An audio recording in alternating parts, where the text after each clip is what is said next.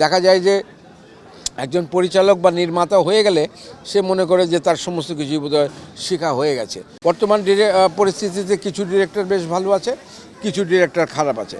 যারা যুগের সাথে তাল মেলাতে পেরেছে, আজকে বিংশ শতাব্দীর একেবারে শেষ মাঝামাঝি সময় আমরা আসছি।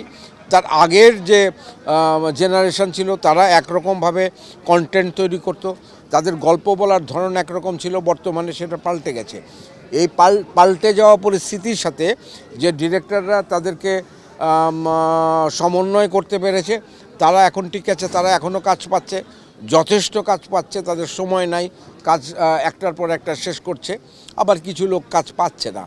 তো নিজেকে যুগের সাথে তাল মেলানোর জন্যে ডাইরেক্টর্স গিল্ডের পক্ষ থেকে কিছু সেমিনার, কিছু সিম্পোজিয়াম, কিছু ওয়ার্কশপের আয়োজন করা হয়েছে, কিন্তু দুঃখজনকভাবে এগুলোতে উপস্থিতিও কম হয়। আমরাই নাম্বার ওয়ান। নাম্বার ওয়ান হচ্ছে মেরিল পেট্রোলিয়াম জেলি। দেখা যায় যে একজন পরিচালক বা নির্মাতা হয়ে গেলে সে মনে করে যে তার সমস্ত কিছুই বোধহয় শেখা হয়ে গেছে।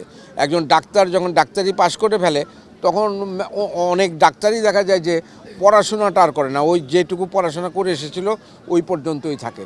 কিন্তু যুগের সাথে তালের সাথে দিন দিন যখন এগিয়ে যাচ্ছে, এই কত কিছু আমাদের চোখের সামনেই তো বিস্তৃত হয়ে গেল।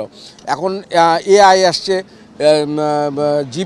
চ্যাট জিপিটি আসছে, এগুলোর সাথে তাল মিলিয়ে আগে তো ভিএফএক্স দিয়ে হতো, বা তারও আগে ব্যাক প্রজেকশন দিয়ে হতো, এফএক্সের কাজ করা হতো। এখন আরও অনেক আধুনিক দৃষ্টিভঙ্গি আসছে, ক্যামেরার ক্ষেত্রে পরিবর্তন আসছে, আপনার প্রেজেন্টেশনের ক্ষেত্রে পরিবর্তন আসছে। যারা এটাকে অ্যাডাপ্ট করতে পেরেছে তারাই টিকে আছে, যারা অ্যাডাপ্ট করতে পারছে না তারা টিকে থাকছে না।